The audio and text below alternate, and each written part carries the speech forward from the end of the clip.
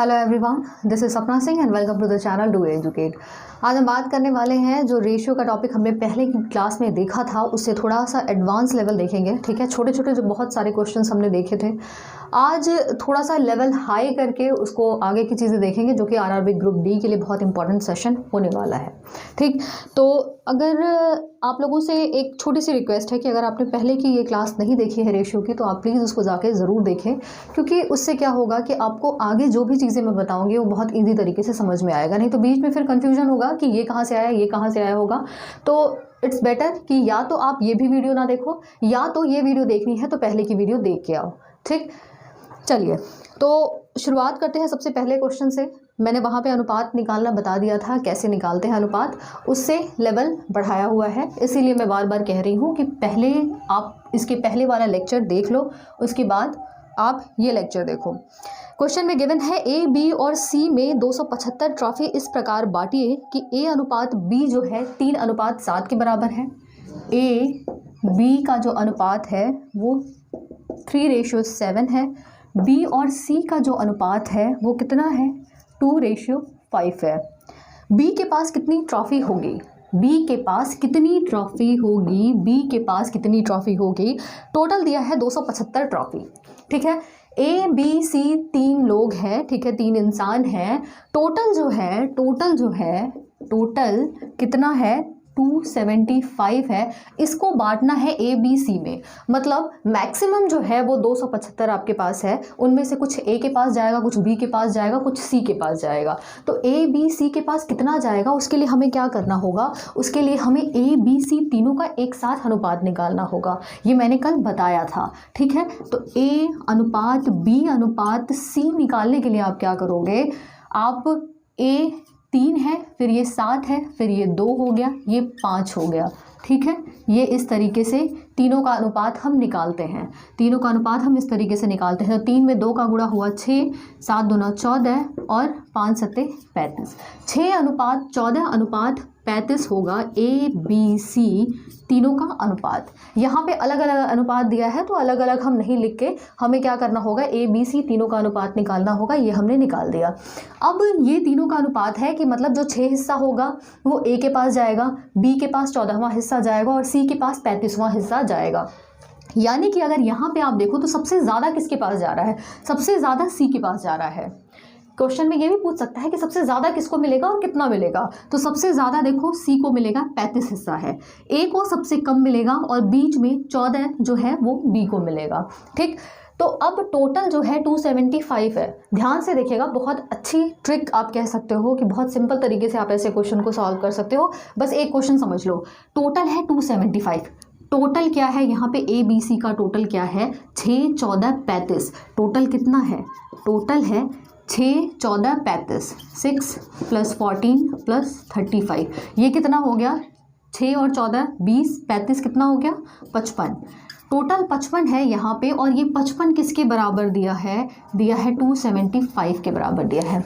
यहाँ तक बात क्लियर है। ये टोटल जो है ये 55 है भाई, इन्हीं को तो बांटा है, इन्हीं में तो बांटा है किसको, 275 को। तो इनका जो टोटल होगा वो कितना होगा, 275 होगा। यहाँ पे मैंने x नहीं माना है, क्योंकि x जब आप मानोगे तो अनुपात में जो चीज़ें कॉमन होती हैं वो कट जाती हैं, इसलिए x वगैरह मानने की ज़रूरत नहीं है। इतने पंगे में मत पड़ो, सिर्फ सिंपल तरीके से देखो कि 55 किसके बराबर हो गया, 275 के बराबर हो गया। पूछ रहा है बी का, बी मतलब है यहाँ पे 14 का मान पूछ रहा है। 55 की वैल्यू इतनी दी है, 14 की वैल्यू निकालनी है। तो एक काम करो, सबसे पहले 1 की वैल्यू निकाल लो। 275 डिवाइड बाई क्या हो जाएगा, 55 हो जाएगा। तो 14 की वैल्यू, बी मतलब 14 की वैल्यू निकालनी है। तो 14 की वैल्यू कितनी हो जाएगी, 275 डिवाइड बाई 55 इंटू 14। अब क्या करो, इसको काटो, 11 × 5 = 55, 11 दूना 22, 11 × 5 = 55, 5 × 5 = 25, यानी कि ये 5 × 14। ठीक है, और यानी कि इसकी वैल्यू कितनी हो जाएगी, 70।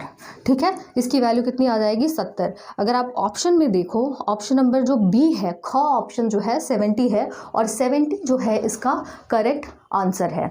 ठीक है, 70 जो है इसका करेक्ट आंसर है। तो आपको ऐसे ही निकालना है। अगर मान लीजिए इसी क्वेश्चन में पूछ लेता कि ए की वैल्यू निकालो, तो ए की वैल्यू कितनी है 6 है, तो 6 की वैल्यू क्या हो जाती, 6, ए की वैल्यू इतनी है तो 6 की वैल्यू 275 डिवाइड बाई 55 इंटू 6 कर देते। सी की वैल्यू पूछ लेता तो इंटू 35 कर देते। ठीक है, सिंपल है, बिल्कुल सिंपल है। तो उम्मीद है कि ये क्वेश्चन आपको समझ में आ गया होगा। नेक्स्ट क्वेश्चन देखते हैं। अगला क्वेश्चन आपको यहाँ पे दिख रहा होगा। एक चीज़ ध्यान दीजिएगा, अगर आपने पहले वाला क्वेश्चन समझ लिया है, इसके पहले जो मैंने क्वेश्चन कराया वो समझ में आ गया है, तो ये क्वेश्चन आप बहुत आसान तरीके से आप कर सकते हो, इसको बहुत इजीली कर सकते हो। सबसे पहले ये क्वेश्चन देखो, वीडियो पॉज करो, खुद सॉल्व करने की कोशिश करो, उसके बाद आप आंसर मैच करा लेना। तो यहाँ पे क्वेश्चन में दिया है XYZ ने 5:3:2 के अनुपात में आम खरीदे। XYZ तीनों का अनुपात कितना है, 5:3:2 है। यदि Y तथा Z द्वारा खरीदे गए आमों की कुल संख्या 60 है, Y और Z ने कितने आम खरीदे, Y प्लस Z ने कितने आम खरीदे, 60 आम खरीदे, तो X द्वारा खरीदे गए आमों की संख्या बताओ। X द्वारा खरीदे गए आमों की संख्या बतानी है।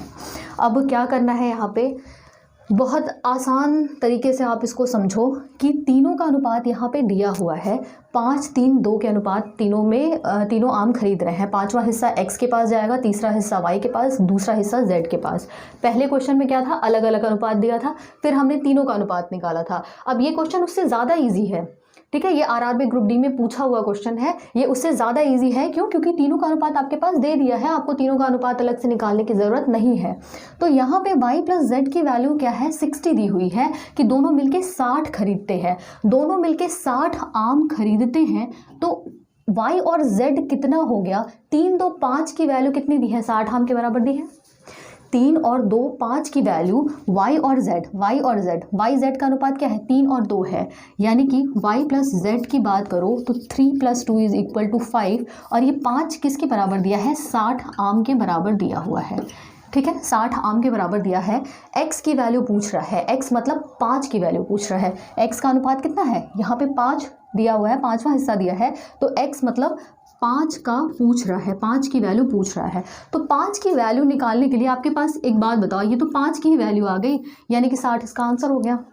ठीक है, 60 इसका आंसर हो गया। आप चाहो तो पहले एक की वैल्यू निकालो, 60 डिवाइड बाई 5 कर दो, फिर x की वैल्यू क्या है, 5 है, तो 5 की वैल्यू कितनी हो जाएगी, 60 डिवाइड बाई 5 इंटू 5, 5 से 5 काट दो, 60 आंसर आ गया। तो आप चाहे यहीं पे रुक जाओ, क्योंकि 5 की वैल्यू निकालनी है तो आपके पास डायरेक्टली आ गई। अगर आप फिर से पूरा लंबा प्रोसीजर लगा के करना चाहते हो तो फिर अल्टीमेटली निकालना आपको 5 की वैल्यू है, तो 60 चाहे ऐसे निकालो चाहे ऐसे निकालो, तो बेटर ऑप्शन है कि अगर आपको दिख गया है कि 5 की वैल्यू ही आपको निकालनी है तो 60 इसका क्या हो जाएगा, आंसर हो जाएगा। ठीक है, 60 इसका आंसर होगा।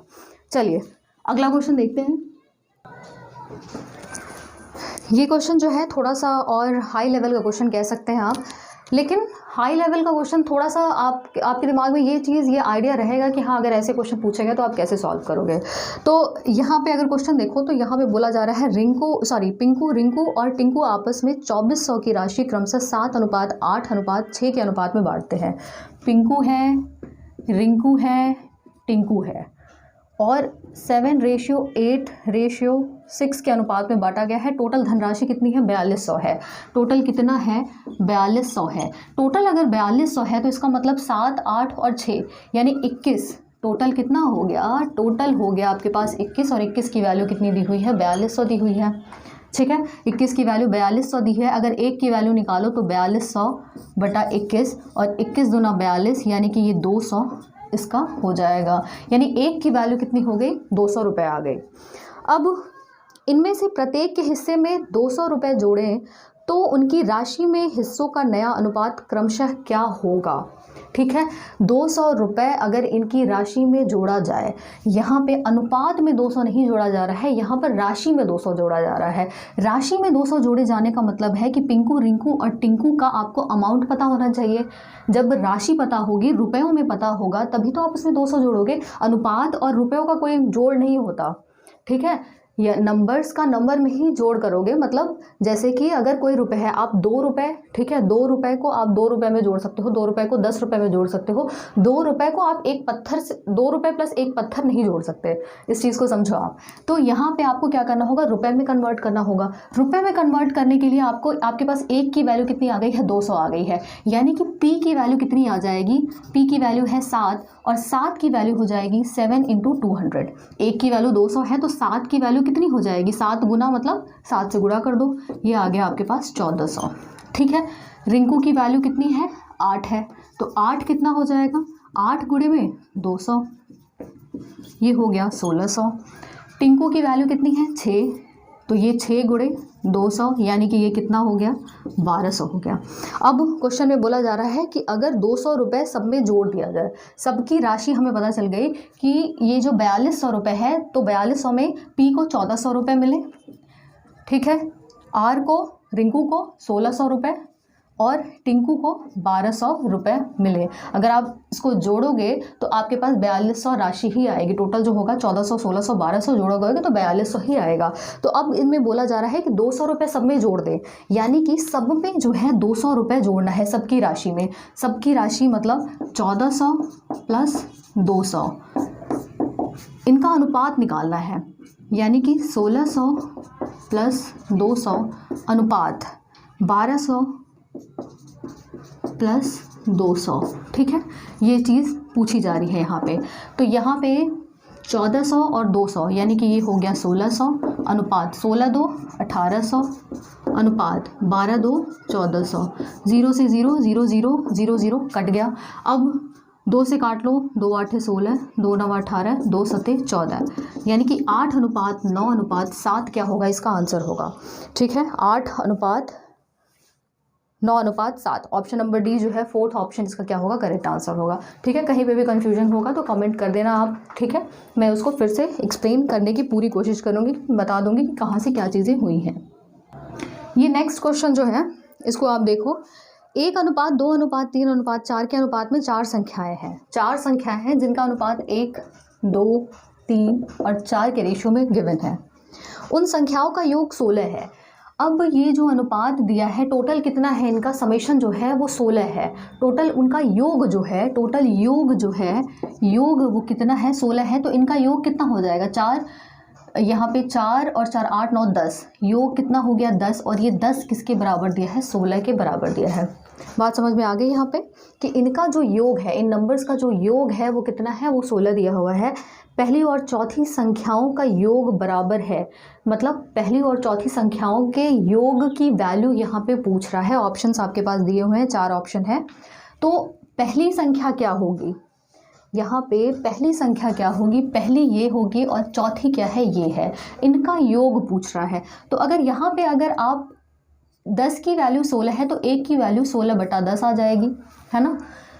1 और 4 फर्स्ट का प्लस फोर्थ का, ठीक है, फर्स्ट का और फोर्थ का अगर आप योग निकालो तो योग मतलब 1 + 4 = 5 की वैल्यू निकालनी है। तो 5 की वैल्यू निकालने के लिए आप क्या करोगे, 1 की वैल्यू है 16/10, तो 5 की वैल्यू कितनी हो जाएगी, 16/10 गुणे 5। 5 ये 2 कट गया 2 बार में, और ये 8, यानी कि 8 क्या होगा, इसका आंसर होगा। 8 क्या होगा, आंसर होगा ऑप्शन नंबर बी जो है इसका करेक्ट आंसर होगा। ऐसे ही क्वेश्चन पूछे जाते हैं आरआरबी ग्रुप डी में, इसको ध्यान से करना आप, ठीक है।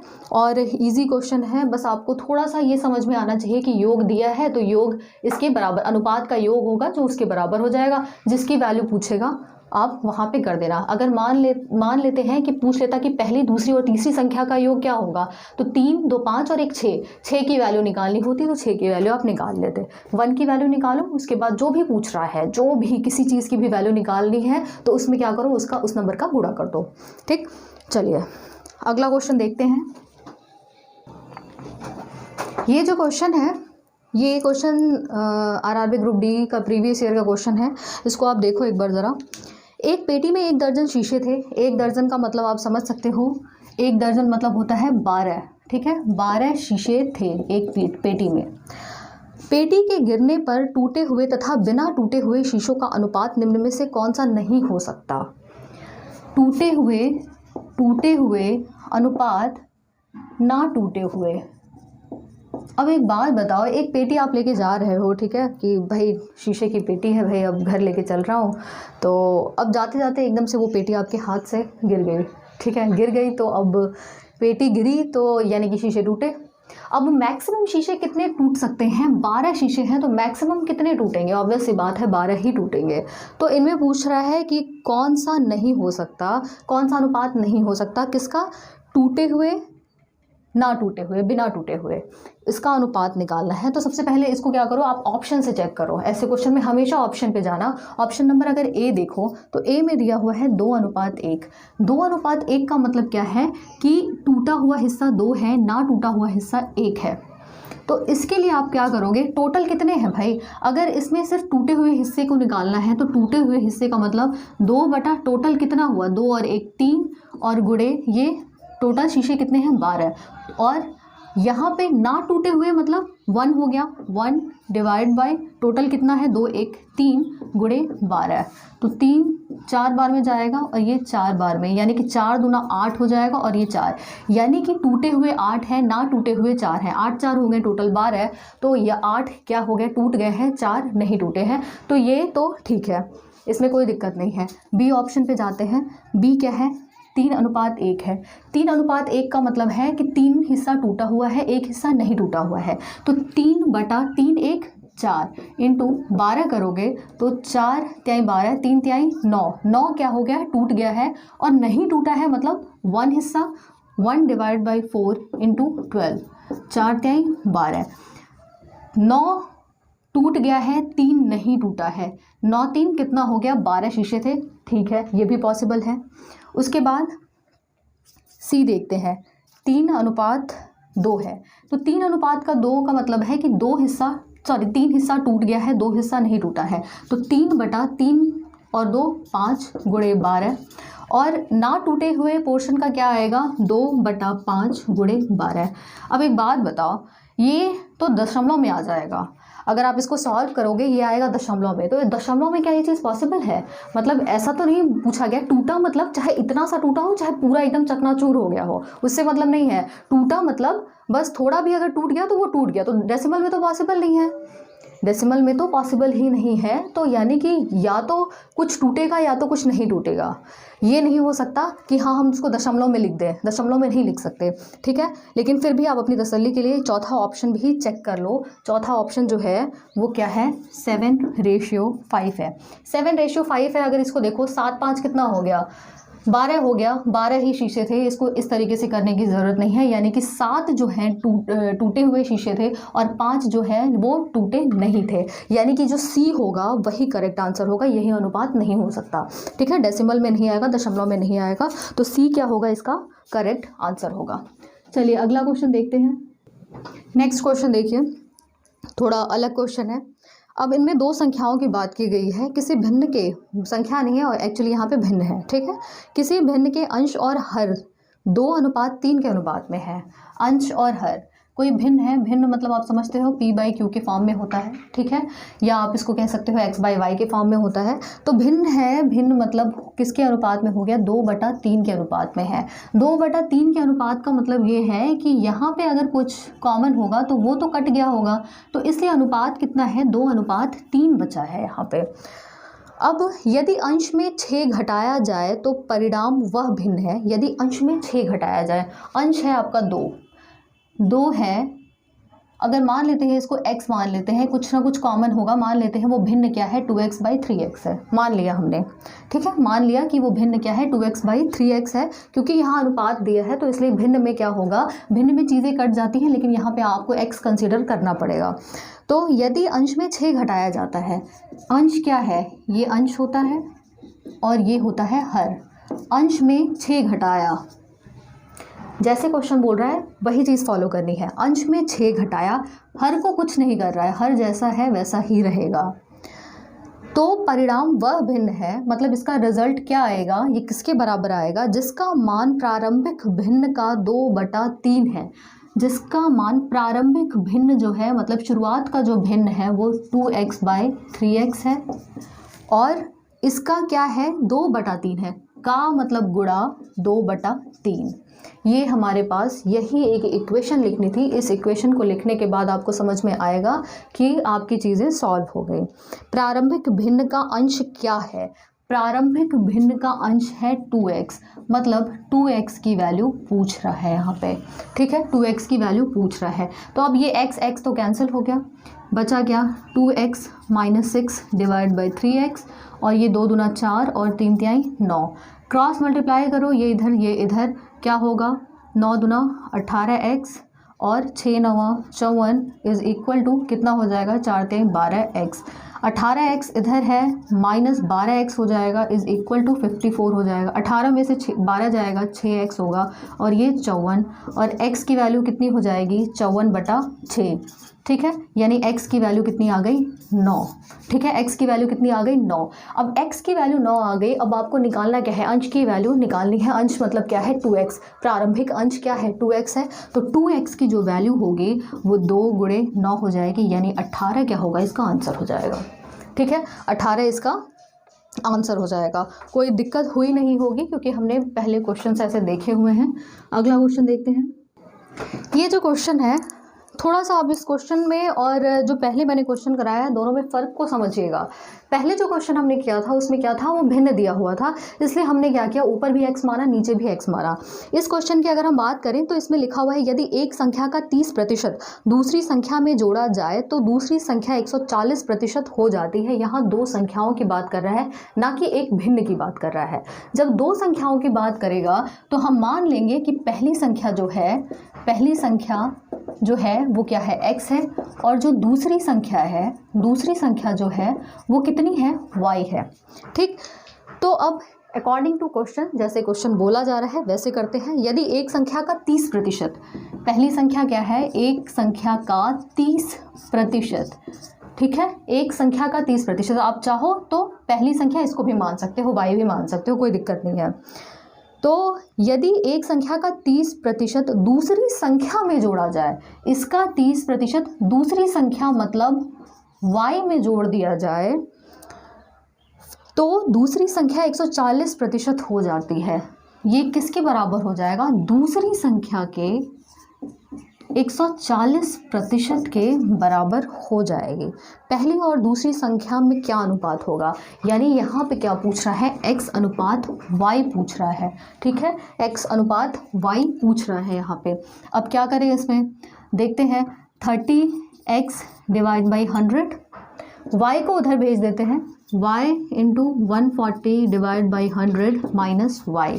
अब क्या किया, 30x है, इसको ऐसे ही रहने दो, इज इक्वल टू, अब ये 100 क्या किया, एलसीएम ले लिया, तो ये 140y माइनस कितना हो जाएगा 100y। 30x / 100, यहाँ पे क्या हो जाएगा 40y / 100, 100 से 100 कट जाएगा, 0 से 0 कटा, 3x is equal to 4y।